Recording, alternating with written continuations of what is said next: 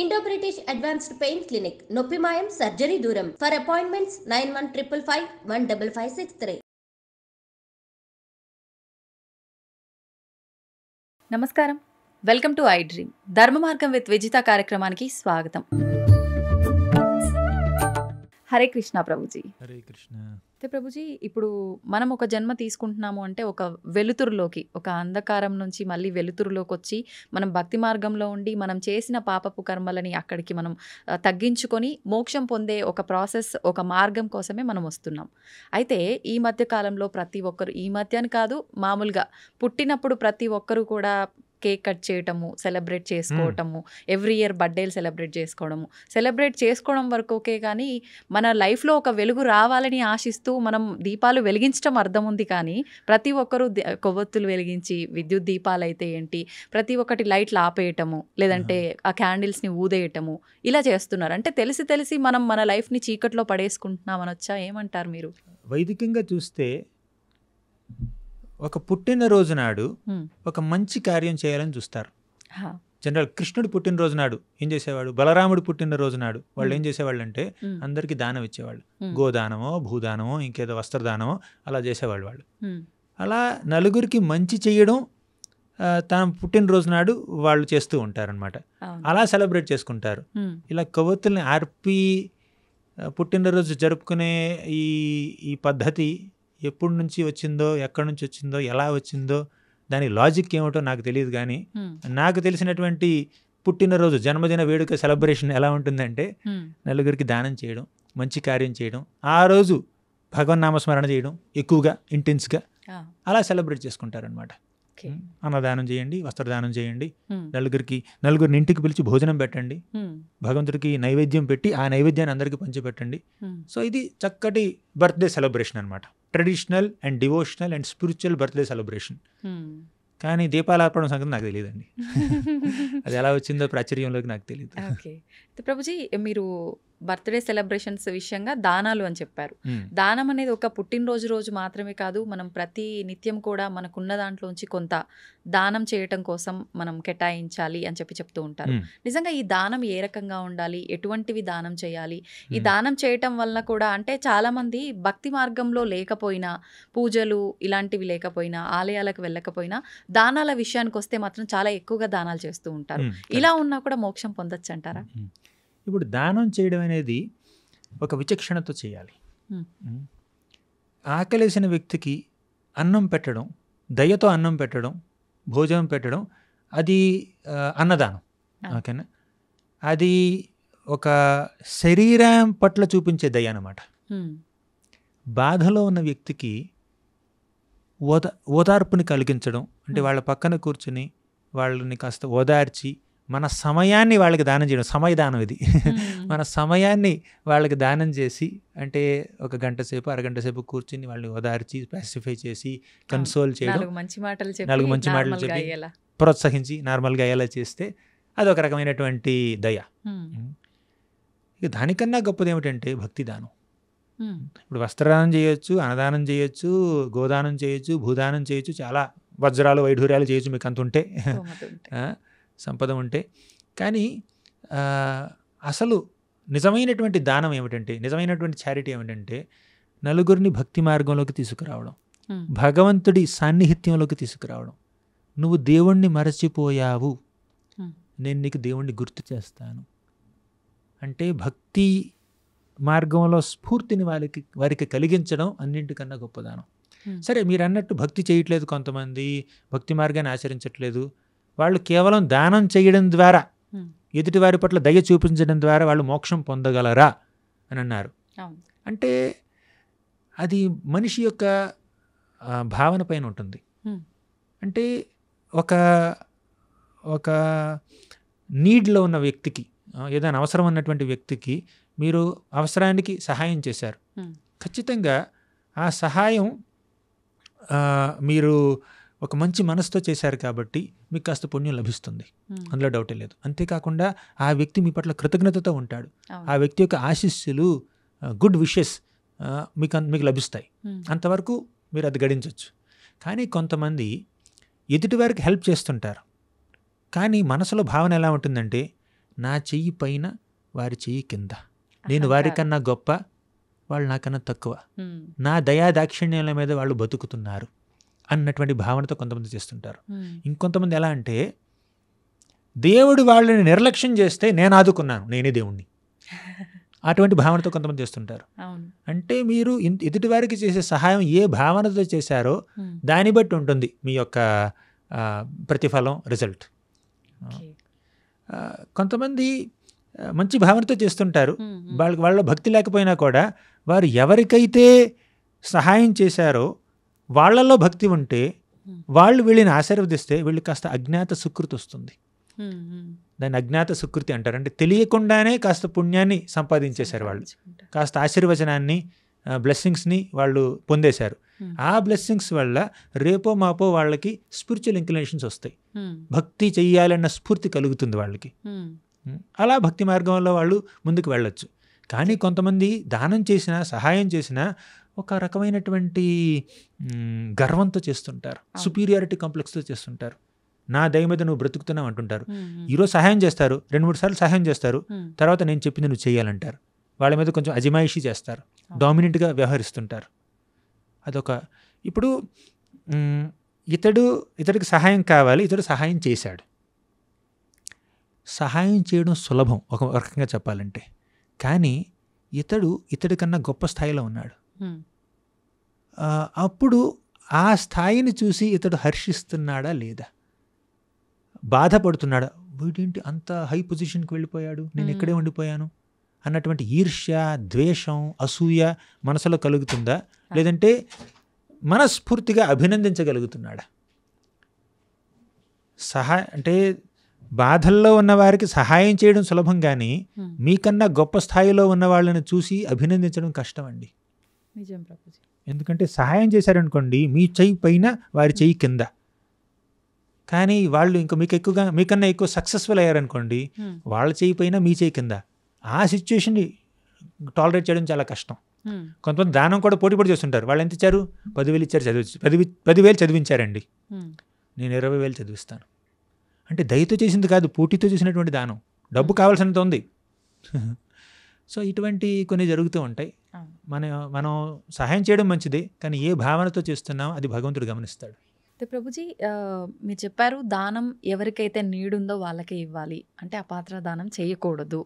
అయితే కొంతమంది ఇప్పుడు మీరు చెప్పిన లక్షణాలతో చాలామంది దాన ధర్మాలు చేస్తూ ఉంటారు. మరికొంతమంది కరెక్ట్ భావనతో చేస్తారు, వాళ్ళకి అవసరం ఉంది చెయ్యాలి అనే ఒక మంచి భావనతో చేస్తారు. అయితే కానీ ఆ చేసిన దానాన్ని 10 మందికి చెప్పుకుంటారు, నేను పలానా వాళ్ళకి పలానా దానం చేశాను, పలానా దానం చేశానని. దీనివల్ల మనం ఏదో ఆ కొద్ది గొప్ప పుణ్యం అనేది వచ్చే అవకాశం ఉంటుందంటారు ఇలా చెప్పుకోవడం వల్ల? నిజం చెప్పడం ఓకే, కానీ ఆ నిజం ఏ భావనతో చెప్తున్నారు అన్నది కూడా ఇంపార్టెంట్. మెయిన్లీ మన యొక్క భావన ఇంపార్టెంట్ అనమాట. భావగ్రాహి జనార్దన, భగవంతుడు మన మనసులో ఉన్నటువంటి భావాన్ని చూస్తాడు. ఇప్పుడు మీరు ఎవరికో ₹1,00,000 దానం చేశారు, మీ ఫ్రెండ్కి చెప్పారు ₹1,00,000 ఇచ్చానని. అంటే గొప్ప చెప్పుకున్నట్టు కాదు, బోస్టింగ్ కాదు, మీరు ఇన్ఫర్మేషన్ ఇచ్చారు. మేబీ మీరు ₹1,00,000 ఇచ్చారు కదా అని చెప్పి వాళ్ళకు కూడా స్ఫూర్తి కలిగి వాళ్ళకి 50,000 ఇవ్వచ్చు. అలా ఎదుటివారిని ఇన్స్పైర్ చేస్తున్నారు. లేదంటే జస్ట్ మీ ఫ్రెండ్కి ఇది ఒక జస్ట్ మీరు చేసినటువంటి పనిని షేర్ చేసుకున్నారు. అంటే ఎదుటివారికి చెప్పడం తప్పు కాదు, కానీ ఏ భావనతో చెప్తున్నాం, గర్వంతో చెప్తున్నామా, క్రెడిట్ కోసం చెప్తున్నామా, మనం చెప్పడంలో మన యొక్క పరమార్థం ఏమిటి, దాని మీద ఆధారపడి ఉంటుంది. చేసి చెప్పుకోవడం తప్పంటారు, కానీ చేసిన వాళ్ళు ఏ భావనతో చెప్తున్నారు ఆ భావన తప్పై ఉండొచ్చు. కొంతమంది చేస్తారు, ఏదో అమాయకంగా చెప్తుంటారు, ఏదో భోళా మనుషులు ఉంటారు, వాళ్ళు వచ్చారండి, వాళ్ళకి ఇచ్చాను, 10,000 ఇచ్చాను నేను అంటుంటారు. అది పెద్ద మహా అపరాధం ఏంకైతే కాదు, చెప్పారు అంతే, జస్ట్ అలా ఇన్ఫర్మేషన్ ఇచ్చారు. అంటే వాళ్ళ స్వభావం అదే అయ్యి గనక ఉంటే చెప్పినా పర్వాలేదేమో, లేదు అది ఇంకొక మంచికి ఉపయోగపడుతుందంటే అలా కూడా పర్వాలేదు. అంటే భావన మీద ఆధారపడి ఉంటుంది. చెప్పడం తప్ప ఒప్పనేది కాదు, విషయం కాదు ఇక్కడ, ఏ భావనతో చెప్పారు అది ఇంపార్టెంట్. ప్రభుజీ, ప్రతి ఒక్కరికి కూడా ప్రస్తుత సమాజంలో స్ట్రెస్ ఎక్కువగా ఉంటుంది చాలా వరకు. ఈ స్ట్రెస్ ఒక్కటి చాలా రకాల అపాయాలకు కూడా దారితీస్తుందని చెప్పాలి. అంటే ఈ స్ట్రెస్ ఎక్కువైపోవడం వల్ల మనిషి ఒక ఓర్పుని కోల్పోతుంటారు, సహనాన్ని కోల్పోతుంటారు. దానివల్ల ఎదుటివారి పైన అరవటం కానీ, లేదంటే చికాకులు, రకరకాల సమస్యలకు దారితీస్తోంది ఈ ఒక స్ట్రెస్ అనేది. నిజంగా ఈ స్ట్రెస్ గురించి అయితే కానీ, అంటే మానసిక ఒత్తిళ్ల గురించి అయితే కానీ, ఓర్పు సహనం గురించి అయితే కానీ భగవద్గీతలో ఏమని చెప్పబడి ఉంది? భగవద్గీతలో ఒక రకంగా చెప్పాలంటే మొదటి పాఠమే ఓర్పు సహనం గురించి. శ్రీకృష్ణుడు తన యొక్క ఈ టీచింగ్స్ని భగవద్గీత 2వ అధ్యాయం 11వ శ్లోకం నుంచి ప్రారంభిస్తాడు. అక్కడ మొదటిగా కాస్త సోల్ అంటే ఆత్మ గురించి లైట్గా చెప్పి వెంటనే ఈ పాఠాన్ని చెప్తాడు, ఓర్పు గురించి చెప్తాడు. మాత్రా స్పర్శాస్తు కౌంతేయ శీతోష్ణ సుఖ దుఃఖదాః ఆగమాపాయినో నిత్యాః తాం స్థితిక్షస్వ భారత. ఈ ప్రపంచంలో మనకి ఎలా అయితే ఈ శీత ఉష్ణాలు మనల్ని బాధిస్తుంటాయో, అప్పుడప్పుడు చాలా చల్లగా ఉంటుంది, మనం కోట్లు శాలువాలు కప్పుకుంటుంటాం. తర్వాత అప్పుడప్పుడు చాలా వేడిగా ఉంటుంది, ఏసీలు వేసుకుంటుంటాం, ఫ్యాన్లు వేసుకుంటుంటాం. అలా శీతోష్ణాలని మనం సహించాలి, ఓర్పు వహించాలి. అలాగే సుఖ దుఃఖదాహ, కొన్నిసార్లు సుఖం కలుగుతుంది, కొన్నిసార్లు దుఃఖం కూడా కలుగుతుంది, దాన్ని కూడా సహించాలి. ఇప్పుడు శీతోష్ణాలు అనేవి కేవలం శరీరానికి సంబంధించినటువంటి ఈ ద్వంద్వాలు, కానీ సుఖ దుఃఖాలు మనసుకు సంబంధించినటువంటి ద్వంద్వాలు. మనకి దుఃఖం కలిగితే కృంగిపోకూడదు, సుఖం కలిగితే పొంగిపోకూడదు. ఆ సుఖం శాశ్వతం కాదని తెలుసుకోవాలి, ఈ దుఃఖం కూడా శాశ్వతం కాదని తెలుసుకోవాలి. ఓర్పు వహించాలి. తాం స్థితిక్షస్వ భారత అన్నాడు. తితిక్ష అంటే ఓర్పు, సహనం. సహనాన్ని వహించు. దుఃఖం వస్తే మరీ కృంగిపోవద్దు, డిసప్పాయింట్ అయిపోవద్దు, డిప్రెస్ అయిపోవద్దు. అలాగే సుఖం వస్తే మరీ పొంగిపోవద్దు, మరీ గర్వపడొద్దు. నీలాగా ఎదుటివారు సుఖంలో లేకపోతే వారిని చూసి అవహేళన చెయ్యొద్దు అని కృష్ణుడు చెప్పాడు. మొదట్లోనే చెప్పేశాడు తితిక్ష, సహనం అని. సో భగవద్గీత సహనం గురించి మనకి ఈ పాఠం నేర్పుతుంది. దేనికి ఎక్కువగా ప్రాధాన్యతనివ్వద్దు. సుఖం కూడా భౌతికమే, కష్టం కూడా భౌతికమే. సుఖం తాత్కాలికమే, కష్టం కూడా తాత్కాలికమే. కాబట్టి దానికి ఎంత ఇంపార్టెన్స్ ఇవ్వాలో అంతే ఇవ్వాలి, మరి ఓవర్గా ఇంపార్టెన్స్ ఇవ్వద్దు. ఒకసారి ఫస్ట్ ర్యాంక్ వచ్చింది కదా అని సెలబ్రేట్ చేసుకో, పార్టీ ప్రాబ్లం లేదు, కానీ జీవితం అంతా ఫస్ట్ ర్యాంక్ రాదు కదా. మనం ఫస్ట్ ర్యాంకర్ అని మనం ఓవర్గా ఐడెంటిఫై చేసుకుంటే, మనల్ని మనం ఫస్ట్ ర్యాంకర్గానే ఎప్పుడు గుర్తించుకుంటే, రేపు సెకండ్ ర్యాంక్ వస్తే తట్టుకోలేం. కొంతమంది సెకండ్ ర్యాంక్ వచ్చిన వాళ్ళు సూసైడ్ చేసుకున్నారు. నాకు సెకండ్ ర్యాంక్ రావడం ఏమిటి అంటే తట్టుకోలేరు వాళ్ళు.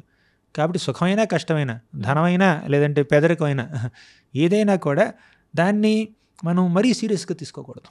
ఏది శాశ్వతం కాదు, అది ఒకప్పుడు అలా ఉంటుంది, ఒకప్పుడు ఇలా ఉంటుంది అనేది దృష్టిలో పెట్టుకోవాలి. కరెక్ట్. ప్రభుజీ, మాట్లాడుకున్నాం, బాగానే ఉంది. ఇది ఏది శాశ్వతం కాదు అనే ఒక భావన మైండ్లో కనుక ఉంటే సరిపోతుందంటారా? అనిపిస్తుంది ఇప్పుడు మీలాంటి వారు చెప్పగానే, అరే కరెక్టే కదా, ఏది శాశ్వతం కానప్పుడు ఎందుకు ప్రతి దానికి మనం ఇలా రియాక్ట్ అవ్వడము అని. ఈ నిమిషం వరకు ఉంటుందేమో, లేదంటే రేపటి వరకు ఉంటుందేమో. ఈ రోజు నిద్రించి మరుసటి రోజు మళ్ళీ నిద్ర నుంచి లేచేసరికి యథావిధిగా అయిపోతుంటాం. మానవ లక్షణమే అది. మరి ఎలా ఇదంతా అంటే ఒక ధ్యానం వల్ల చేంజ్ చేసుకోవచ్చు అంటారా? లేదు అనంటే ఆధ్యాత్మిక మార్గంలో ఉండటం వల్ల, ఎక్కువగా దానిపైన ఫోకస్ పెట్టడం వల్ల సాధ్యపడుతుందంటారా? మనకి అప్పుడప్పుడు విరక్తి భావాలు వస్తుంటాయి, వైరాగ్య భావాలు వస్తూ ఉంటాయి. ఆ వైరాగ్యం 4 రకాలు. ఇప్పుడు మీరు అడిగిన క్వశ్చన్ వల్ల నాకు అది గుర్తొచ్చింది. ఒకటేమిటి తెలుసా? శ్మశాన వైరాగ్యం అంటారు. శ్మశాన వైరాగ్యం అంటే శ్మశానంలో ఎవరిదో దేహం కాలిపోతుంది, మనం ఏదో చుట్టాలో బంధువులో మిత్రులో అక్కడికి వెళ్ళవలసి వచ్చింది. అక్కడ చూసి ఆ దేహం కాలిపోవడం చూస్తుంటాం. ఆహా, ఈ వ్యక్తి ఎన్నెన్నో గొప్ప గొప్ప విజయాల్ని సాధించాడు, మహా మెడల్స్ వచ్చినాయి, సర్టిఫికెట్లు వచ్చినాయి, 4 అంతస్తులు మేడ కట్టాడు, ఇంత పేరుంది, ప్రతిష్ట ఉంది, పరపత్తు ఉంది, బిజినెస్ ఉంది, ఇన్ఫ్లుయెన్స్ ఉంది, చాలా ఉంది. కానీ చివరికి బూడిదైపోతున్నాడు. అది చూడగానే నేను కూడా ఒకరోజు అలా అవ్వాల్సిందే కదా, ఏదో ఒకరోజు నేను కూడా సంపాదించిందంతా కోల్పోవలసిందే కదా అన్నటువంటి భావన ఖచ్చితంగా కలుగుతుంది. అట్లీస్ట్ కొంతమందిలో కలుగుతుంది. ఆ సమయంలో కలిగినటువంటి ఆ వైరాగ్య భావన ఇంటికి వచ్చి స్నానం చేసిన తర్వాత ఉండకపోవచ్చు. అందుకే దాన్ని శ్మశాన వైరాగ్యం అంటారు. అంత తాత్కాలికం, కానీ అది తాత్కాలికం అన్నటువంటి ఆ అవగాహనని మనం ఎప్పుడు మెయింటైన్ చేసుకోలేకపోతాం అన్నారు కదా, దాన్ని శ్మశాన వైరాగ్యం అంటారు. అంటే ఆ క్షణంలో ఇప్పుడు మీరన్నారు, మీలాంటి వాళ్ళు చెప్తున్నప్పుడు మాకు ఆ భావన కలుగుతుంది, ఇంటర్వ్యూ అయిపోయిన తర్వాత కలగదు అన్నారు. అలాగే కొంతమందికి శ్మశానం వెళ్ళినప్పుడు కలుగుతుంది, అవును. దాని నుంచి బయటికి రాగానే కలగదు. వచ్చి స్నానం చేయగానే స్నానంతో పాటుగా వైరాగ్యం కూడా పోతుంది అనమాట. మళ్ళీ ఇక ఇందులో కొట్టుమిట్టాడుతుంటారు. అవును. ఒకటి శ్మశాన వైరాగ్యం. రెండోది ఏమిటి తెలుసా? మర్కట వైరాగ్యం. అంటే మర్కటం అంటే కోతి. ఓ. కోతి ఏం చేస్తుందంటే, అంటే కోతికి వస్త్రాలు కూడా ఉండవు, ఉండవు. అడవిలో ఉంటుంది, ఒక పర్మనెంట్ అడ్రస్ లేదు, కేర్ ఆఫ్ అడ్రస్ లేదు. ఈ చెట్టు ఒకరోజు ఈ చెట్టు, ఒకరోజు ఆ చెట్టు, ఒకరోజు చెట్టు కింద, ఒకరోజు చెట్టు మీద, ఒకరోజు మనుషుల నెత్తి మీద, ఎక్కడ పడితే అక్కడ తిరుగుతూనే ఉంటుంది కోతి. చంచలత్వం అనమాట. అంటే ఒక రకంగా చూస్తే కోతి శాకాహారి, ఇల్లు లేదు, వస్త్రాలు లేవు, అలా ఒక సాధువులాగా తిరుగుతుంది, అడవుల్లో సంచరిస్తుంది అని అనిపించవచ్చు, వైరాగ్యం కనిపించవచ్చు. కోతికి ఉన్నటువంటి కోరికలు మానవ మాత్రులకి ఇంకా తక్కువ ఉంటాయి. ఇంకా చెప్పాలంటే అంటే కోతి చాలా చంచలం, అన్నీ కావాలి, ఫుల్ క్యూరియాసిటీ. తర్వాత పూర్తిగా ఆ కోరికలు చాలా ఉంటాయి. అంటే చూడ్డానికి వైరాగ్యంగా కనిపిస్తున్నా కూడా కోతి మనసులో వైరాగ్యం లేదు. దాన్ని మర్కట వైరాగ్యం అంటారు. బయటికి మాత్రం అందరూ ఇదంతా తాత్కాలికమే అలా అంటూ ఉంటారు, ఇదంతా వేస్ట్, 6 అడుగులు నేల చాలు, లేదా ఇంకా అదేం అవసరం లేదు, ఇదేం అవసరం లేదు, ఏముంది పట్టడన్నం చాలు నాకు అలా అంటారు. కానీ పనీర్ సబ్జీ రాగానే తినేస్తారు, పూర్తిగా ఆరగిస్తారనమాట. అలా ఉంటుంది. అంటే దాన్ని మర్కట వైరాగ్యం అంటారు. ఇక మూడవది ఏమిటంటే ఫల్గు వైరాగ్యం. ఫల్గు వైరాగ్యం అంటే ఇది భౌతికం, నేను దీన్ని త్యజించాలి, నాకు విరక్తి భావన ఉండాలి అని చెప్పి అన్నింటినీ త్యజిస్తారు వాళ్ళు. మాకు డబ్బు అక్కర్లేదు, మంచి బట్టలు అక్కర్లేదు, పేరు అక్కర్లేదు, ప్రతిష్ట అక్కర్లేదు, ఏమీ అక్కర్లేదు అని చెప్పి పూర్తిగా ఆర్టిఫిషియల్గా ఉంటారు వాళ్ళు. అది కృత్రిమ వైరాగ్యం, ఫల్గు వైరాగ్యం అంటారు. Useless renunciation. అంటే ఇది ఎందుకు యూజ్లెస్ అన్నామంటే, ఇప్పుడు ఒక పువ్వు ఉందండి, దాన్ని మనం భగవంతుడికి అర్పించవచ్చు. అంటే పువ్వు భౌతికమే, ఇట్స్ మెటీరియల్ ఆబ్జెక్ట్, అయినా కూడా భగవంతుడికి నివేదన చేయొచ్చు, ఆ రకంగా భగవంతుడికి దగ్గర కావచ్చు. అవునా? కానీ భగవంతుడి సేవలో వినియోగించదగిన వస్తువుల్ని కూడా అది భౌతికమని త్యజిస్తే దాన్ని ఫల్గు వైరాగ్యం అంటారు. ఈ ప్రపంచంలో ఎన్నెన్నో భౌతిక పదార్థాలు ఉన్నాయి, వాటిని మనం భగవత్ సేవలో వినియోగించి ఆధ్యాత్మిక పురోగతి సంపాదించాలి. అంటే ఈ శరీరం భౌతికమే, ఇది తాత్కాలికమే, కానీ ఈ శరీరం ఉండాలి కదా మనకి భక్తి చేయాలంటే. భగవంతుడి యొక్క దివ్యమంగళ విగ్రహాన్ని చూడాలంటే కళ్ళు ఉండాలి, ఆయన యొక్క నామరూప గుణ లీలలకు సంబంధించినటువంటి ఆ వర్ణన వినాలంటే చెవులు ఉండాలి, ఆయన పాదాలకు అర్పించినటువంటి ఆ తులసి దళాలని వాసన చూడాలంటే ముక్కు ఉండాలి, ఆయన ప్రసాదాన్ని రుచి చూడాలన్నా, ఆయన నామాన్ని జపించాలన్నా నాలుక ఉండాలి. కాబట్టి శరీరం ఇంపార్టెంట్ మనకి. శరీరాన్ని నిర్లక్ష్యం చేయకూడదు, శరీరాన్ని పోషించాలి, చక్కగా పాలించాలి, దానికి కావాల్సిన రెస్ట్ ఇవ్వాలి, పోషణ ఇవ్వాలి. కానీ నేను శరీరం కాదు అని చెప్పి శరీరాన్ని నిర్లక్ష్యం చేసామనుకోండి, అది ఫల్గు వైరాగ్యం అవుతుంది. అది మూడో రకం. ఫస్ట్ది ఏమిటి? శ్మశాన వైరాగ్యం. 2 మర్కట వైరాగ్యం. 3 ఫల్గు వైరాగ్యం. 4వది ఏమిటి తెలుసా? యుక్త వైరాగ్యం. యుక్త వైరాగ్యం అంటే తెలివిగా, చాకచక్యతతో, స్మార్ట్నెస్తో మనం మనకున్నటువంటి సంపదని కానీ, పేరుని కానీ, ప్రతిష్టని కానీ, డబ్బుని కానీ, దేన్నైనా కూడా భగవంతుడి సేవలో వినియోగించాలి. ఇది నా కోసం కాదు, భగవంతుడి కోసం అని మనకున్న ప్రతిదాన్ని భగవంతుడికి అర్పించడం, నివేదించడం, భగవత్ సేవకి వినియోగించడం, మనల్నే మనం ఆయనకి అర్పించుకోవడం, అది నిజమైనటువంటి యుక్త వైరాగ్యం. ఇటువంటి వైరాగ్యం మనల్ని భగవంతుడికి దగ్గరగా తీసుకువెళ్తుంది. కేవలం ఇది తాత్కాలికమని అర్థం చేసుకుని దాన్ని పక్కన పెడితే సరిపోదండి. అది తాత్కాలికమైనా కూడా దాన్ని భగవత్ సేవలో వినియోగించడం ద్వారా నేను భగవంతుడికి దగ్గరవుతాను, మోక్షాన్ని పొందుతాను, ఆయన ధామానికి చేరుకుంటాను అనుకోవడమే ఈ యుక్త వైరాగ్యం. చాలామంది లైఫ్లో అన్ని రకాల ఇబ్బందులు పడి ఒక రకంగా అసలు ఇంకా నాకు ఈ లైఫే వద్దు అని అనుకుని కొంతమంది ప్రాణాన్ని త్యజించే వాళ్ళు ఉంటారు. కొంతమంది మాత్రం ఒక రకమైన వైరాగ్యంలోకి వెళ్ళిపోతారు. అలా వైరాగ్యంలోకి వెళ్ళిపోయిన వాళ్ళు అసలు ఎవరిని పట్టించుకోరు, మనుషులనైతే కానీ దేవుళ్ళనైతే కానీ ఎవరిని పట్టించుకోకుండా ఉండే వాళ్ళు ఉంటారు. కొంతమంది ఇవన్నిటి తర్వాత భగవంతునికి సేవకే అంకితమయ్యే వాళ్ళు ఉంటారు. అంటే వైరాగ్యం వల్ల కూడా భక్తి సైడ్ వెళ్ళే వాళ్ళు ఉంటారు.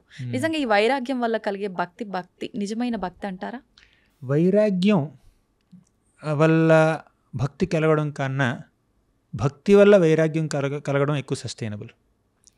వాసుదేవే భగవతి భక్తి యోగ ప్రయోజిత జనయత్యాసు వైరాగ్యం జ్ఞానం చయద హైతుకం ఆ వాసుదేవుణ్ణి భక్తితో కొలిస్తే ఉమ్, ఆ భక్తి వల్ల మనకి వైరాగ్యం జ్ఞానం ఆటోమేటిక్గా వచ్చేస్తాయి. ఉమ్, కానీ కొన్నిసార్లు వైరాగ్యం వల్ల భక్తి మార్గంలోకి రావడం జరుగుతుంది. ఉమ్, కానీ భక్తి మార్గంలోకి వచ్చిన తర్వాత వైరాగ్యం కలుగుతుంది. రెండు పాసిబిలిటీసే, ఆ, రెండు సాధ్యపడతాయి. ఉమ్, కాకపోతే వైరాగ్యాన్ని భక్తికి బేసిస్గా పెట్టలేం.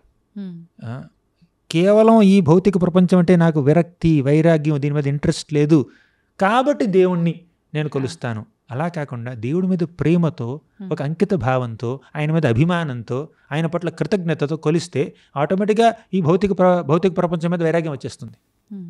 అర్థమైంది? రెండు సిచ్యుయేషన్కి డిఫరెన్స్ అర్థమైంది కదా. అర్థమైంది. అది ఇంతకు ముందు జనరేషన్లతో పోలిస్తే, అంటే పాత తరాల వాళ్ళతో పోలిస్తే ఈ తరం వాళ్ళు అన్ని రకాలుగా ప్రతి ఎమోషన్స్కి చాలా తొందరగా అట్రాక్ట్ అయిపోతుంటారు, చాలా కఠినంగా కూడా ఉంటుంటారు. అంటే కొన్ని విషయాలకు చాలా సెన్సిటివ్గా ఫీల్ అయిపోతుంటారు, మరికొన్ని విషయాలకు చాలా కఠినంగా ఉంటారు. ఎదుటి వాళ్ళు బాధపడుతున్నారు అన్నా కూడా చలించకుండా ఉంటుంటారు. ఎందుకని ఇలా ఉందంటారు ఈ తరం వాళ్ళలో? ఈ తరమే కాదు, ఏ తరమైనా కూడా ఇటువంటి ఎక్స్ట్రీమ్ ఎమోషన్స్ ఉంటుంటాయి.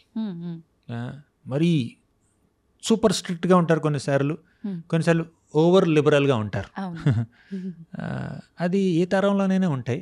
కానీ అసలు ఎందుకు అలా ఉంటాయి అంటే ఒక ఎమోషనల్ బ్యాలెన్స్ లేకపోవడం వల్ల. మనసులో ఉన్నటువంటి ఆ భావాలు, భావోద్వేగాలు, వాటిని బుద్ధి నియంత్రించాలి. మనకి మనసు, బుద్ధి అని రెండు ఉన్నాయి. మనసుకి బుద్ధికి తేడా చాలామందికి తెలియదు.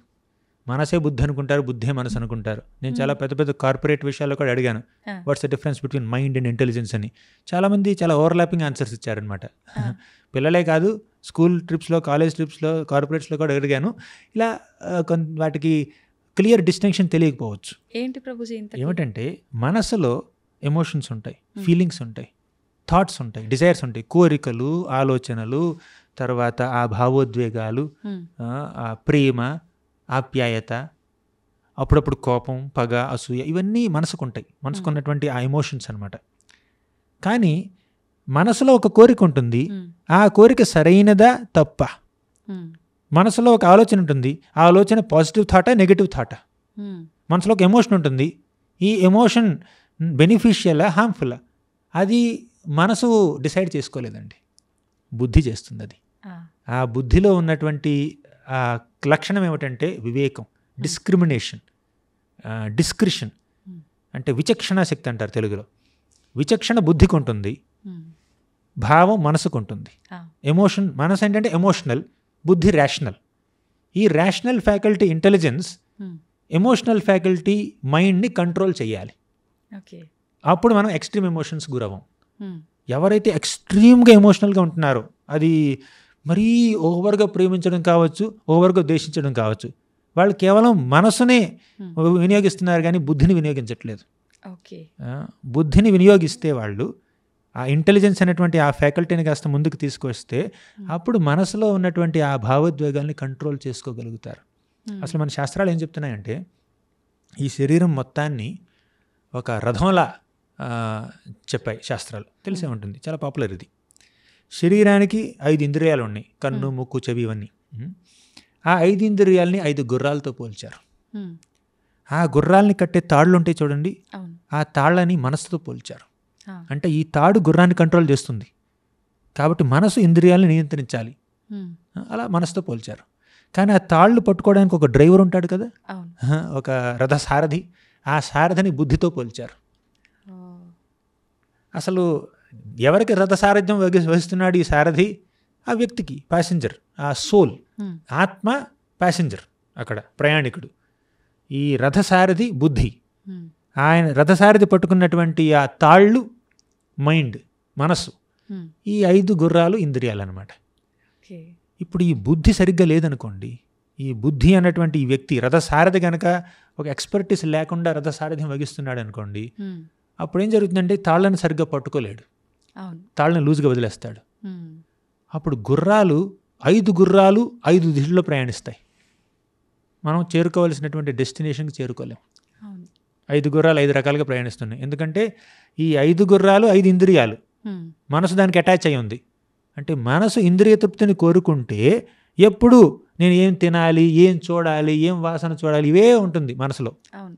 బుద్ధి దాన్ని నియంత్రించలేదు. ఉమ్, ఉమ్, డాక్టర్ చెప్పాడు, ఆయన నువ్వు మిరపకాయ బజ్జీలు తినొద్దు, ఉమ్, నీకు అల్సర్ ఉంది, గ్యాస్ట్రిక్ ఉంది అని అన్నాడు. బుద్ధికి తెలుసు అది, అవును. కానీ మనసు కోరుకుంటుంది తినాలి తినాలి అని. మనసు కోరుకోగానే ఏం చేస్తుంది, కాళ్ళు మిరపకాయ బజ్జీ దగ్గరికి వెళ్తాయి, ఉమ్, చేతులు మిరపకాయ బజ్జీ తీసుకుంటాయి, నాలుగు రుచి చూస్తుంది. ఉమ్, అలా మనిషి ఇంకా అనారోగ్యవంతుడు అయిపోతాడు. అవును, ఇబ్బందులు పడతాయి. అంటే మనసులో భావం ఉంటుంది, ఉమ్, కానీ వివేకం లేదు. ఆ వివేకం బుద్ధి నుంచి ఉండాలి. కాబట్టి మనం బుద్ధికి పదును పెట్టాలి. ఉమ్, బుద్ధికి ఎలా పదును పెడతారు, శాస్త్రాలు వినాలి, అవును. వివేకవంతుల దగ్గర నుంచి వినాలి మంచి మాటలు. ఉమ్, అప్పుడు బుద్ధికి పదును కలుగుతుంది. ఆ పదునైనటువంటి బుద్ధి ఇలా చంచలమైనటువంటి మనసును నియంత్రిస్తే అప్పుడు మనం ఈ ఎక్స్ట్రీమ్ ఎమోషన్స్కి లోనవ్వం. ఉమ్. చిన్న క్వశ్చన్ అడిగారు, నేను పెద్ద ఆన్సర్ ఇచ్చాను. కానీ ఇదంతా ఆచరించాలంటే కూడా చాలా బుద్ధి అనేది చాలా పెట్టాల్సి వస్తుంది, అవును. చాలా పదును చేయాల్సి వస్తుంది. అవును. Hare Krishna. Hare Krishna. Thank you very much.